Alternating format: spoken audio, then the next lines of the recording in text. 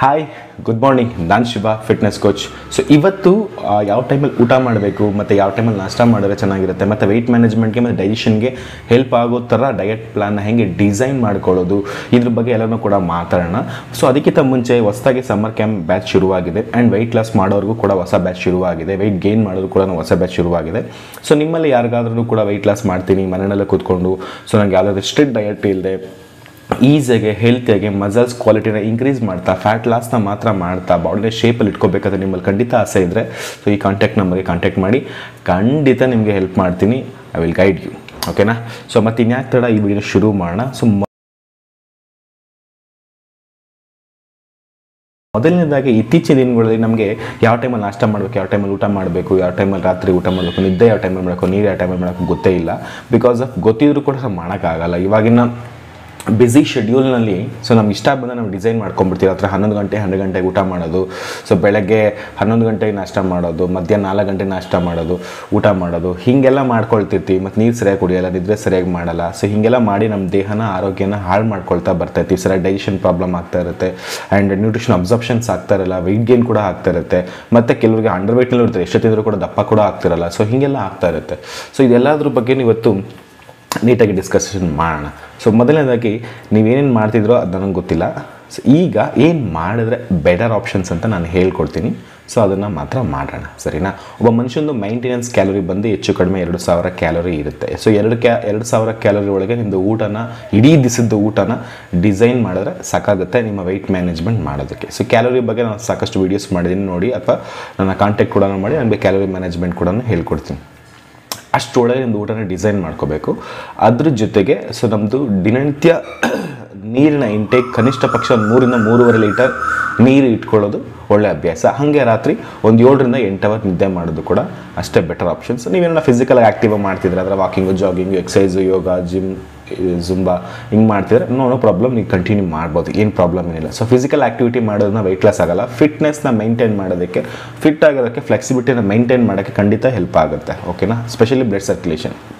So ಈಗ ಬೆಳಗ್ಗೆ ಎದ್ದಿದ ತಕ್ಷಣ ಅನ್ನೋದಕ್ಕಿಂತ ನಾವು ರಾತ್ರಿ ಮಲಗಬೇಕಲ್ಲ ಫಸ್ಟು. ಸೊ ರಾತ್ರಿ 10 ಗಂಟೆ ಮಲಗಿ ಬೆಳಗ್ಗೆ 6 ಗಂಟೆ ಎದ್ದೇಳುವಂಥ ಅಭ್ಯಾಸ ಇಟ್ಕೊಟ್ರೆ ಸಾಕಾಗುತ್ತೆ. ಅಥವಾ ನೀವು ಬೇಗ ಎದ್ದೇಳಬೇಕಂತ ಹೇಳಿದ್ರೆ 9 ಗಂಟೆ ಮಲಗಿ 5 ಗಂಟೆಗೆ ಎದ್ದರೆ ಸೊ ಹೆಚ್ಚು ಕಡಿಮೆ ನಿಮಗೆ ಒಂದು 8 ಅವರ್, ಸೊ 8 ಗಂಟೆ ನಿದ್ರೆ ಮಾಡಿರುವಂಥದ್ದು ನಿಮ್ಮ ಬಾಡಿಗೆ ಆದರೆ ಬಾಡಿ ರೆಸ್ಟ್, ರಿಕವರಿ ಇಷ್ಟು ಕೂಡ ಆಗಿರೋದ್ರಿಂದ ಸೊ ಬೆಳಗ್ಗೆ ಎದ್ದ ತಕ್ಷಣ ನಿಮ್ಮ ಡೈಜೆಷನ್ ಚೆನ್ನಾಗಿರುತ್ತೆ. ಮತ್ತು ನೀವು ಟಾಯ್ಲೆಟ್ಗೆ ಹೋಗಿ ಬಂದಿದ್ದ ತಕ್ಷಣ ನಿಮ್ಮದು ವೆಯ್ಟ್ನ ಚೆಕ್ ಮಾಡಿ ನೋಟ್ ಮಾಡಿ ಇಟ್ಕೊಂಡಿರಿ, ಅದು ನಿಮ್ಗೆ ಹೆಲ್ಪ್ ಆಗುತ್ತೆ ಫ್ಯೂಚರ್ನಲ್ಲಿ. ಸೊ ಬೆಳಗ್ಗೆ ಎದ್ದ ತಕ್ಷಣ ಡಿಟಾಕ್ಸ್ ಮಾಡೋದು ತುಂಬ ಇಂಪಾರ್ಟೆಂಟ್ ಆಗುತ್ತೆ. ಅಟ್ಲೀಸ್ಟ್ 1 ರಿಂದ 1.25 ಲೀಟರ್ ಉಗುರು ಬೆಚ್ಚಗಿರೋ ನೀರಿಗೆ ಸೊ ಆ ಫ್ರೆಶ್ನ ಆ್ಯಡ್ ಮಾಡೋದ್ರಿಂದ ನಿಮ್ಮ ಬಾಡಿನಲ್ಲಿ ಡಿಟಾಕ್ಸಿಫಿಕೇಷನ್ ಆಗೋದಕ್ಕೆ, ಸ್ವಲ್ಪ ಎನರ್ಜಿ ಇಂಪ್ರೂವ್ಮೆಂಟ್ ಆಗೋದಕ್ಕೆ, ಯಾಕಂದರೆ ಬಿಕಾಸ್ ಆಫ್ ಕೆಫಿನ್ ಕಂಟೆಂಟ್ಸ್ ಇರೋದ್ರಿಂದ ಫ್ರೆಶ್ನಲ್ಲಿ ಸ್ವಲ್ಪ ಎನರ್ಜಿ ಇನ್ಕ್ರೀಸ್ ಆಗೋದಕ್ಕೂ ಕೂಡ ಹೆಲ್ಪ್ ಆಗುತ್ತೆ. ಆ್ಯಂಡ್ ಒಂದು 7-7:30 ಒಳಗೆ ನಿಮ್ಮದು ಫ್ರೆಶ್ನ ಕಂಪ್ಲೀಟ್ ಮಾಡಿ ಒಂದು 8-8:30 ಒಳಗೆ ನಿಮ್ಮದು ಶೇಕ್ನ ಕಂಪ್ಲೀಟ್ ಮಾಡಿದ್ರೆ ಆ್ಯಕ್ಚುಲಿ ಹೆಲ್ಪ್ ಆಗುತ್ತೆ. ಶೇಕ್ ಕುಡಿತಿಲ್ಲ ಅಂತ ಹೇಳಿದ್ರೆ ನೀವು ಬ್ರೇಕ್ಫಾಸ್ಟ್ನ ಆ್ಯಡ್ ಮಾಡಬೇಕು ಅಂತಿದ್ರೆ ಸೊ ನಿಮಗೆ ಒಂದು 200-250 ಕ್ಯಾಲರೀಸ್ ಒಳಗಡೆಗೆ ಒಂದು ಸ್ವಲ್ಪ ನ್ಯೂಟ್ರಿಷನ್ ಇರೋ ಹಾಗೆ ಒಂದು ಸ್ವಲ್ಪ ವೆಜಿಟೇಬಲ್ಸು, ಫ್ರೂಟ್ಸು, ಸೊ ಸ್ವಲ್ಪ ಪ್ರೋಟೀನು, ಸ್ವಲ್ಪ ಕಾರ್ಬ್ಸು, ಸೊ ಹೀಗೆ ನೀವು ಡಿಸೈನ್ನ ಮಾಡ್ಕೋಬೋದು. ಸೊ ಅದು ಯಾವ ರೀತಿ ಡಿಸೈನ್ ಮಾಡಬೇಕು ಅಂತ ಹೇಳಿ ನಾನು ನಿಮಗೆ ಚಾರ್ಟ್ ಬಾಕ್ಸಲ್ಲಿ ಹಾಕಿರ್ತೀನಿ. ಸೊ ಆ ರೀತಿ ಮಾಡ್ಕೋಬಹುದು, ಅಥವಾ ನೀವು ಕಾಂಟ್ಯಾಕ್ಟ್ ಕೂಡ ಮಾಡಬಹುದು.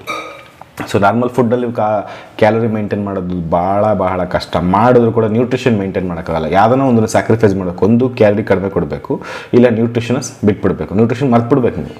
ಸೊ ಎರಡೂ ಹಾಗೆ. ಸೊ ಅದ್ರ ಬಗ್ಗೆ ನಾನು ನೆಕ್ಸ್ಟ್ ಹೇಳ್ಕೊಂಡ್ಕೊಡ್ತೀನಿ. ಆ್ಯಂಡ್ ಬೆಳಗ್ಗೆ ನೀವು ನಾಷ್ಟ ಒಂದು 9 ಗಂಟೆ 8:30 ಒಳಗೆ ಮುಗಿಸಿದ್ರೆ ಆ್ಯಕ್ಚುಲಿ ಬೆಟರ್ ಆಪ್ಷನ್ಸ್. ಬಿಕಾಸ್ ನೀವು 8:30ಗೆ ನಾಷ್ಟ ಮಾಡಿದ್ರೆ ಅಟ್ಲೀಸ್ಟ್ ನೀವು ತಿಂದಿರುವಂಥ ಫುಡ್ ಅಥವಾ ಶೇಕ್ ಒಂದು 2-2.5 ಅವರ್ ಡೈಜೆಷನ್ ಆಗೋದು ತೊಗೊಳುತ್ತೆ, 200-250 ಕ್ಯಾಲರೀಸ್.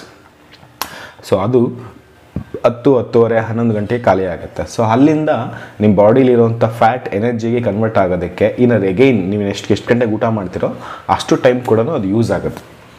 ಉದಾಹರಣೆಗೆ ನೀವು 8:30ಗೆ ಶೇಕ್ ಅಥವಾ 8:30ಗೆ ನಾಷ್ಟ ಮಾಡಿದ್ರೆ ಒಂದು 2 ಅವರ್ಗೆ ಡೈಜೆಷನ್ ಕಂಪ್ಲೀಟ್ ಮಾಡುತ್ತೆ. ಅದರಲ್ಲಿರುವಂಥ ಗ್ಲೂಕೋಸ್ ನಿಮ್ಮ ಬಾಡಿನ ಮೆಟಬಲೈಸ್ ಆಗೋಕ್ಕೆ 2 ಅವರ್ ತಗೊಳುತ್ತೆ ಅಂತ ಹೇಳಿದರೆ, ಅಲ್ಲಿಂದ ಆಚೆಗೆ 11 ಗಂಟೆ 12 ಗಂಟೆ 13 ಗಂಟೆ 14 ಗಂಟೆ ಅಂದರೆ 2 ಗಂಟೆವರೆಗೂ ಕೂಡ ನಿಮ್ಮ ಬಾಡಿನಲ್ಲಿರುವಂಥ ಗ್ಲೈಕೋಜನ್ ಫಾರ್ಮಲ್ಲಿ ಸ್ಟೋರೇಜ್ ಆಗಿರುವಂಥ ಫ್ಯಾಟ್ ಎಲ್ಲ ನಿಮ್ಮ ಬಾಡಿ ಉಪಯೋಗಿಸ್ಕೊಳ್ಳೋಕ್ಕೆ ಸ್ಟಾರ್ಟ್ ಮಾಡುತ್ತೆ. ಐ ಮೀನ್ ಫ್ಯಾಟ್ ಲಾಸ್ ಆಗೋದಕ್ಕೆ ಹೆಲ್ಪ್ ಆಗುತ್ತೆ.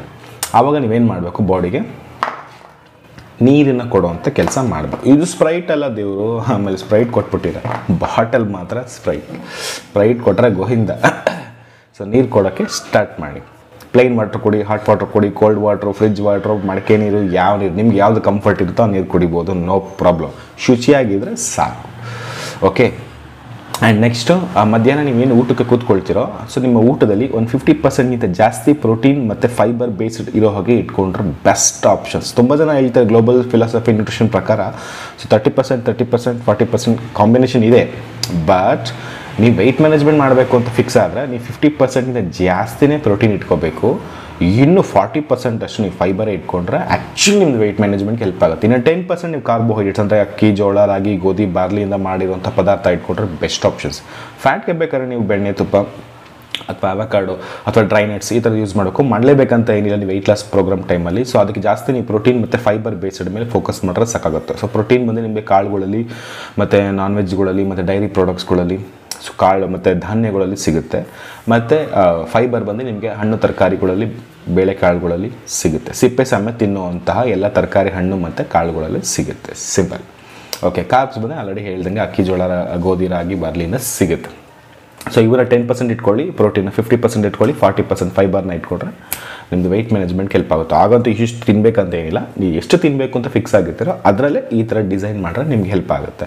ಮತ್ತು ಅದು ಡೈಜೆಷನ್ ಆಗೋಕ್ಕೆ ಒಂದು ಎಕ್ಸಾಂಪಲ್, ಒಂದು 2 ಗಂಟೆಗೆ ಊಟ ಮಾಡ್ತೀನಿ ಅಂತ ಹೇಳಿದ್ರೆ ಒಂದು 3 o'clock 3:30ವರೆಗೂ ಕೂಡ ಯಾವುದೇ ರೀತಿ ನೀರಿನ ಇಂಟೇಕ್ ಎಲ್ಲ ಮಾಡೋಕ್ಕೆ ಹೋಗ್ಬೇಡಿ. ಆ ಫ್ರೆಶ್ ಕುಡಿಯುವಂಥದ್ದು ಅಥವಾ ಮಜ್ಜಿಗೆ ಕುಡಿಯುವಂಥದ್ದು ಅಥವಾ ಸ್ಪ್ರೈಟ್ ಕುಡಿಯುವಂಥದ್ದು, ಬೇರೆ ಬೇರೆ ಏನೋ ಮಾಡ್ತಿದ್ದ ಲಿಕ್ವಿಡ್ ಎಲ್ಲ ತೊಗೊಳ್ಳೋವಂಥದ್ದು, ಐಸ್ ಕ್ರೀಮ್ ತಿನ್ನೋದು ಇವೆಲ್ಲ ಮಾಡೋಕ್ಕೆ ಹೋಗಬೇಡಿ. ಬಿಕಾಸ್ ಆಫ್ ಡೈಜೆಷನ್ಗೆ ನೀವೇ ತೊಂದರೆ ಕೊಡ್ತಾ ಇರ್ತೀರ. ಸೊ ನೀವು ಊಟ ಮಾಡಿದ ತಕ್ಷಣ ನಿಮ್ಮ ಬಾಡಿ ಇರೋ ಬ್ಲಡ್ ಸ್ಟ್ರೀಮಲ್ಲಿ ಒಂದು ಮ್ಯಾಕ್ಸಿಮಮ್ ಎಲ್ಲ ಇಲ್ಲಿ ಬಂದಿರುತ್ತೆ ಬಿಕಾಸ್ ಆಫ್ ಡೈಜೆಷನ್ ಮಾಡೋದಕ್ಕೋಸ್ಕರ. ಸೊ ಆ ಟೈಮಲ್ಲಿ ನೀರು ಕುಡಿಯೋದು ಅಥವಾ ಬೇರೆ ಬೇರೆ ಏನೋ ಮಾಡೋದ್ರಿಂದ ಸೊ ಡೈಜೆಷನ್ಗೆ ಡಿಸ್ಟರ್ಬ್ ಆಗುತ್ತೆ. ಆ್ಯಂಡ್ ಊಟ ಮಾಡಿದಷ್ಟು ಹೆವಿ ವರ್ಕೌಟ್ ಮಾಡೋದು, ಹೆವಿಯಾಗಿ ಏನೋ ಕೆಲಸ ಮಾಡೋದು, ಹಿಂಗೂ ಕೂಡ ಮಾಡೋದು, ಸ್ವಲ್ಪ ರೆಸ್ಟ್ ಕೊಡಿ. ಸೊ ಡೈಜೆಷನ್ ಆಗಿಬಿಡಿ. ಸೊ ನೆಕ್ಸ್ಟ್ ಊಟ ಆಗಿ ಒಂದು 2 hours ಆದಮೇಲೆ ಒಂದು ಫ್ರೆಶ್ನ ತೊಗೊಳ್ಳಿ, ಒಂದು ಸ್ವಲ್ಪ ನೀರು ಕುಡಿಯೋಕ್ಕೆ ಶುರು ಮಾಡಿ. ಅಟ್ಲೀಸ್ಟ್ ನಿಮ್ಮದು ರಾತ್ರಿ ಊಟನ ಒಂದು 7-8 ಗಂಟೆ ಒಳಗೆ ಡಿಸೈನ್ ಮಾಡ್ಕೊಳ್ಳಿ. ಸೊ ಅವಾಗ ಏನಾಗುತ್ತೆ, ನೀವು 10 ಗಂಟೆ ಮಲ್ಕೊಳ್ಳೋದಕ್ಕೆ ಸ್ವಲ್ಪ ಈಸಿ ಆಗುತ್ತೆ. ಅಟ್ಲೀಸ್ಟ್ ಒಂದು 2 hours 3 hours ಗ್ಯಾಪ್ ಸಿಗುತ್ತೆ. ಸೊ ನಂದು ಬೆಸ್ಟ್ ಸ್ಟ್ರಾಂಗ್ ರೆಕಮೆಂಡೇಷನ್ ಟೈಮ್ ಬಂದು 6 o'clock ಒಳಗೆ ನಿಮ್ಮದು ಲಾಸ್ಟ್ ಇಂಟೇಕ್ನ ನೀರಿನ ಥರದ್ದು ಬಿಟ್ಟು, ನೀರು, ಫ್ರೆಶು ಸಪ್ಲಿಮೆಂಟ್ಸ್ಗಳು ಅಥವಾ ನೀವು ಯಾವ್ದಾದ್ರು ಕಾಯಿಲೆಗಳಿಗೆ ಮೆಡಿಸಿನ್ಸ್ಗಳನ್ನ ತಗೊಳ್ತಿದ್ರೆ ಅದನ್ನು ಬಿಟ್ಟು ನಿಮ್ಮದು ಮೇಯ್ನ್ ಸಾಲಿಡ್ ಫುಡ್ ಏನೇನಿರುತ್ತೋ ಅಥವಾ ಲಿಕ್ವಿಡ್ ಫುಡ್ ಏನೇನಿರುತ್ತೋ ಅಥವಾ ಜ್ಯೂಸ್ ಥರದ್ದು ಏನೇನು ಕುಡಿತೀರೋ ಸೊ ಅದನ್ನೆಲ್ಲ ಕೂಡ ಒಂದು 6 ಗಂಟೆ 6:30 ಒಳಗೆ ನಿಮ್ಮದು ಇಂಟೇಕ್ನ ಮುಗಿಸಿದ್ರೆ ಸೂಪರಾಗಿರುತ್ತೆ. ನಿಮ್ಮ ಬಾಡಿಲಿ ಇಷ್ಟು ಮೆಕ್ಯಾನಿಸಮ್ಗೆ ಹೆಲ್ಪ್ ಆಗುತ್ತೆ, ಜೊತೆಗೆ ರೆಸ್ಟ್ ಕೂಡ ಸಿಗುತ್ತೆ, ನಿಮ್ಮ ಬಾಡಿ ರಿಕವರಿ ಅಮೇಝಿಂಗ್ ಆಗುತ್ತೆ. ಬಿಕಾಸ್ ತುಂಬ ಗ್ಯಾಪ್ ಸಿಗುತ್ತೆ. 6 ಗಂಟೆ ಒಳಗೆ ನಿಮ್ಮದು ಲಾಸ್ಟ್ ಇಂಟೇಕ್ನ ಮುಗಿಸಿದ್ರೆ ನೀವು ಮಲಗೋಷ್ಟೊತ್ತಿಗೆ 4 hour ಗ್ಯಾಪ್ ಇರುತ್ತೆ. ಆ 4 hour ಗ್ಯಾಪ್ ನಿಮ್ಮ ಬಾಡಿಲಿ ಎಷ್ಟೋ ಮೆಕ್ಯಾನಿಸಮ್ ಮತ್ತು ಮೆಟಬಲಿಸಮ್ ಎಲ್ಲ ಕಂಪ್ಲೀಟ್ ಆಗಿ, ಡೈಜೆಷನ್ ಕಂಪ್ಲೀಟ್ ಆಗಿ ಎಲ್ಲ ಮುಗ್ದೋಗಿರುತ್ತೆ. 10 ಗಂಟೆ ಮಲಗ್ದ ಅಂದರೆ ರಿಮೈನಿಂಗ್ ಇರೋ ಬಾಡಿ ಇರೋ ಫ್ಯಾಟ್ ಎಲ್ಲ ಕೂಡ ನಿಧಾನಕ್ಕೆ ಮೆಟಬಲೈಸ್ ಆಗೋಕ್ಕೆ ಸ್ಟಾರ್ಟ್ ಆಗುತ್ತೆ, ನಿಧಾನಕ್ಕೆ ಖರ್ಚಾಗೋದಕ್ಕೆ ಶುರುವಾಗುತ್ತೆ, ನಿಧಾನಕ್ಕೆ ನಿಮಗೆ ಫ್ಯಾಟ್ ಲಾಸ್ ಕೂಡ ಹೆಲ್ಪ್ ಆಗುತ್ತೆ. ಸೊ ಇದಿಷ್ಟು ನೀವು ಟೈಮಿಂಗ್ಸ್. ಸೊ ಲಾಸ್ಟಲ್ಲಿ ಕನ್ಕ್ಲೂಷನ್ ಬಂದು ಬೆಳಗ್ಗೆ 8:30 ಒಳಗೆ ನಾಷ್ಟ ಮಾಡಬೇಕು, 2 ಗಂಟೆ ಒಳಗೆ ಊಟ ಮಾಡಬೇಕು, ರಾತ್ರಿ 6 ಗಂಟೆ ಒಳಗೆ ಊಟ ಮಾಡುವಂಥ ಅಭ್ಯಾಸನ ಪ್ರಾಕ್ಟೀಸ್ ಮಾಡಬೇಕು. ದಿನದಲ್ಲಿ 8 hour ನಿದ್ದೆ ಮಾಡಬೇಕು, 3-3.5 ಲೀಟರ್ ನೀರು ಕುಡಿಬೇಕು. ಫಿಸಿಕಲ್ ಆ್ಯಕ್ಟಿವಿಟಿ ನೀವು ಏನಾರ ಮಾಡ್ತಿದ್ರೆ ಬೆಳಗ್ಗೆ ಮಾಡೋದು actually better options. Weight loss ಮಾಡೋರಿಗೆ, ವೆಯ್ಟ್ ಗೇನ್ ಮಾಡೋರಿಗೆ ನೀವು ಯಾವ ಟೈಮ್ ಬೇಕಾದ್ರೂ ಚೂಸ್ ಮಾಡ್ಬೋದು. ಸಂಜೆ ಕೂಡ ವೆಯ್ಟ್ ಲಾಸ್ ಮಾಡ್ಬೋದು. ಹಿಂಗೆ ಟೈಮ್ ಬಿಟ್ಟು ಬೆಸ್ಟ್ ಬಂದು ಬೆಳಗ್ಗೆ, ಬಿಕಾಸ್ ಆಫ್ ಮೆಟಬಲಿಸಮ್ನ ಇನ್ಕ್ರೀಸ್ ಮಾಡುವಂಥ ಉದ್ದೇಶಕ್ಕೋಸ್ಕರ. ಇದೆಲ್ಲದಕ್ಕಿಂತ ಹೆಚ್ಚಾಗಿ ರಿಸಲ್ಟ್ಸ್ ಚೆನ್ನಾಗಿ ಬರಬೇಕಂದ್ರೆ ನಿದ್ರೆ, 8 hours ನಿದ್ರೆ.